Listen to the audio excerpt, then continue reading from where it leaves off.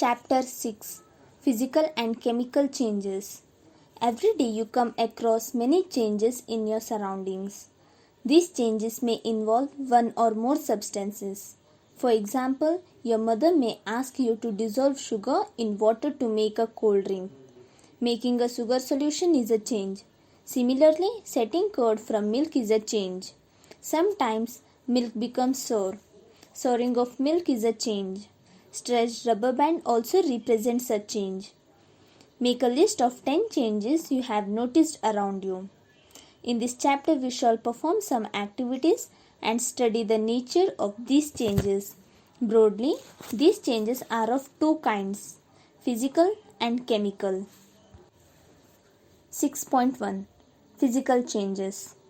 Activity 6.1 Cut a piece of paper in 4 square pieces. Cut each square piece further into 4 square pieces.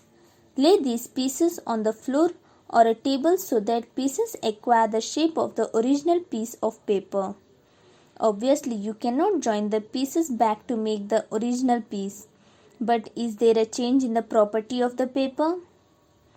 Activity 6.2 Collect the chalk dust lying on the floor near the chalkboard in your classroom. Or crush a small piece of chalk into dust. Add a little water to the dust to make a paste. Roll it into the shape of a piece of chalk. Let it dry. Did you recover chalk from the dust? Activity 6.3 Take some ice in a glass or plastic tumbler. Melt a small portion of ice by placing the tumbler in the sun. You have now a mixture of ice and water. Now place the tumbler in the freezing mixture. Does the water become solid ice once again? Activity 6.4 Boil some water in a container. Do you see the steam rising from the surface of water? Hold an inverted pan by its handle over the steam at some distance from the boiling water. Observe the inner surface of the pan.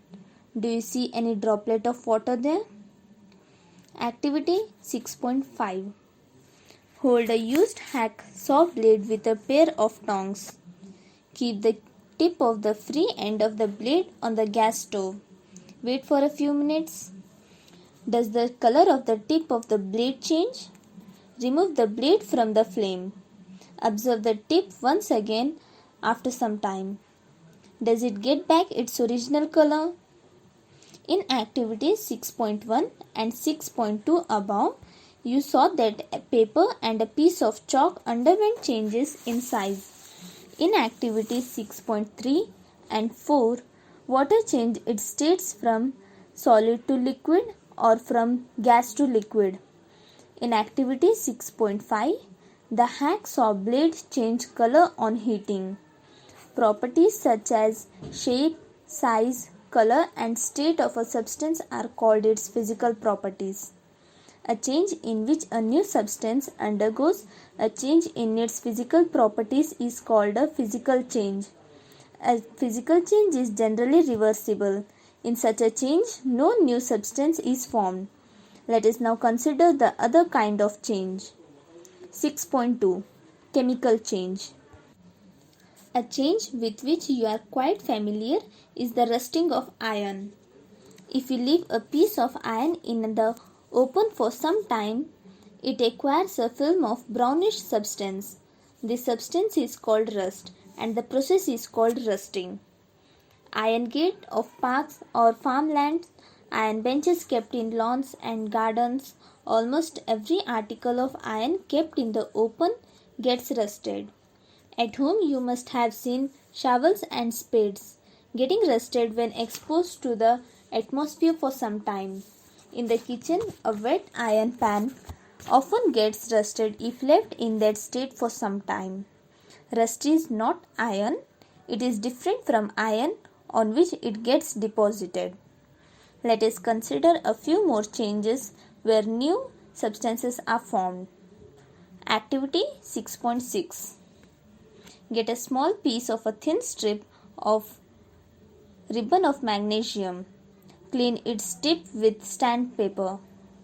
Bring the tip near a candle flame. It burns with a brilliant white light. When it is completely burned, it leaves behind a powdery ash. Does the ash look like the magnesium ribbon? The change can be represented by the following equation. Magnesium plus oxygen gives magnesium oxide.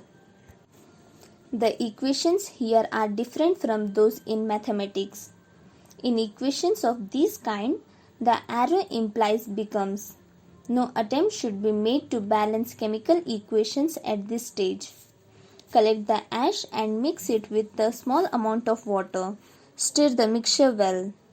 Test the mixture with blue and red litmus papers.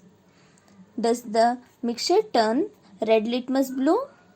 Does the mixture turn blue litmus red? On the basis of this test, how would you classify the aqueous solution? Acidic or basic? On dissolving the ash in water, it forms a new substance. This change can be written in the form of the following equation. Magnesium oxide plus water gives magnesium hydroxide. As you have already learnt in chapter 5, magnesium hydroxide is a base. So, magnesium oxide is a new substance formed on burning of magnesium. Magnesium hydroxide is another new substance formed by mixing magnesium oxide with water. Activity 6.7. Dissolve about a teaspoonful of copper sulfate in about half a cup of water in a glass tumbler or the beaker. Add a few drops of dilute sulfuric acid to the solution. You should get a blue colored solution. Save a small sample of the solution in a test tube or small glass bottle. Drop a nail or a used shaving blade into the remaining solution. Wait for half an hour or so. Observe the color of the solution. Compare it with the color of the sample solution saved separately. Do you see any changes in the color of the solution? Take out the nail or the blade. Has it changed in any way? The changes that you notice are due to a reaction between copper sulfate and iron.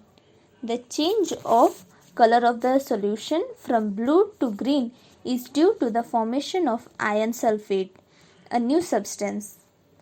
The brown deposit on the iron nail is copper, another new substance. We can write the reaction as copper sulfate solution plus iron gives iron sulfate solution and copper. Activity 6.8. Take about a teaspoonful of vinegar in a test tube. Add a pinch of baking soda to it. You would hear a hissing sound and see bubbles of a gas coming out. Pass this gas through freshly prepared lime water as shown in figure 6.5. What happens to the lime water? The change in the test tube is as follows. Vinegar plus baking soda gives carbon dioxide and other substances. The reaction between carbon dioxide and lime water is as follows. Carbon dioxide plus water gives calcium carbonate plus water. When carbon dioxide is passed through lime water, calcium carbonate is formed, which makes lime water milky. The turning of lime water into milky is a standard test of carbon dioxide. You will use it in chapter 10 to show that the air we breathe out is rich in carbon dioxide. In activities 6.6 and 6.8, you saw that in each change one or more new substances were formed. In activity 6.6, the ash was the new substance formed when magnesium was burnt in air. In activity 6.7, the reaction of copper sulfate with iron produced iron sulfate and copper. Both of these are new substances. Copper was deposited on the shaving blade of iron. In activity 6.8, vinegar and baking soda together produced carbon dioxide, which turned lime water milky. Can you name the new substances formed in this reaction? A change in which one or more new substances are formed is called a chemical change. A chemical change is also called a chemical reaction. Chemical changes are very important in our lives. All new substances are formed as a result of chemical changes. For example, digestion of food in our body, ripening of fruits, fermentation of grapes, etc. happen due to series of chemical changes. A medicine is the end product of the chain of chemical reactions. Useful new materials such as plastic and detergents are produced by chemical reactions. Indeed, every new material is discovered by studying chemical changes. We have seen that one or more new substances are produced in chemical change. In addition to new products, the following may accompany a chemical change: heat, light or any other radiation, for example ultraviolet, may be given off or absorbed. Sound may be produced. A change in smell may take place or a new smell may be given off. A color change may take place. A gas may be formed. Let us look at some examples. You saw that burning of magnesium ribbon is a chemical change. Burning of coal, wood or leaves is also a chemical change. In fact, burning of any substance is a chemical change. Burning of any always accompanied by production of heat. Explosion of the firework is a chemical change. You know that such an explosion produces heat, light, sound and unpleasant gases that pollute the atmosphere. That is why you are advised not to play with fireworks. When food gets spoiled, it produces a foul smell. Shall we call this change a chemical change? You must have noticed that a slice of an apple acquires a brown color if it is not consumed immediately. If you have not seen this change in color, cut a fresh slice of apple and keep it away for some time. Repeat the same activity with a slice of potato or brinjal. The change of color in these cases is due to formation of new substances. Are not these changes chemical changes? In chapter 5, you neutralized an acid with a base. Is neutralization a chemical change? A protective shield. You must have heard of the ozone layer in our atmosphere. It protects us from the harmful ultraviolet radiation which come from the sun. Ozone absorbs this radiation and break down to oxygen. Oxygen is different from ozone. Can we call the breaking down of ozone a chemical change? If ultraviolet radiation were not absorbed by ozone, it would reach the Earth's surface and cause harm to us and other life forms. Ozone acts as a natural shield against this reaction. We learnt in chapter 1 that plants produce food by the process called photosynthesis. Can we call photosynthesis a chemical change? Pahelli said that even digestion is a chemical change. 6.3 Rusting of iron. Let us get back to rusting. This is one change that affects iron particles and slowly destroys them. Since iron is used in making bridges, ships, cars, truck bodies and many other articles, the monetary loss due to rusting is huge. The process of rusting can be represented by the following equation. Iron plus oxygen plus water gives rust. For rusting, the presence of oxygen and water or both is essential. In fact, if the content of moisture in air is high, which means if it is more humid, rusting becomes faster. So how would you prevent rusting? Prevent iron particles from coming in contact with oxygen or water or both. One simple way is to apply a coat of paint or grease. In fact, these coats should be applied regularly to prevent rusting. Another way is to deposit a layer of a metal like chromium or zinc on iron. Oh, that is why my friend Rita is always complaining about iron particles rusting so fast. She lives near the coast. This process of depositing a layer of zinc on iron is called galvanization. The iron pipes we use in our homes to carry water are galvanized to prevent rusting. You know that ships are made of iron and a part of them remains underwater. On the part above water also, water drops keeping clinging to the ship's outer surface. Moreover, the water of the sea contains many salt. The salt water makes the process of rust formation faster. Therefore, ships suffer a lot of damage from rusting in spite of being painted. So much so that a fraction of ship's iron has to be replaced every year. Can you imagine the monetary loss of the world? Stainless steel is made by mixing iron with carbon and metals like chromium, nickel and manganese. It does not rust. 6.4 Crystallization. In class 6th you have learned that salt can be obtained by the evaporation of sea water. The salt obtained in this manner is not pure and shape of the crystals cannot be seen clearly.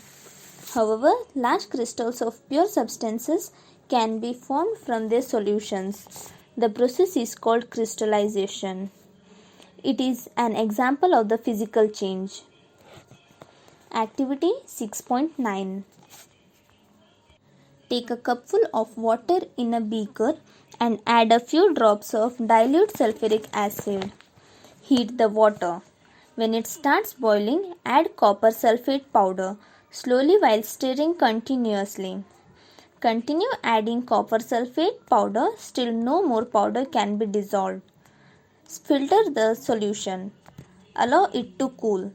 Do not disturb the solution when it is cooling. Look at the solution after some time. Can you see the crystals of copper sulfate? If not, wait for some more time. You have learnt about physical and chemical changes. Try to identify changes that you observe around you as physical or chemical changes.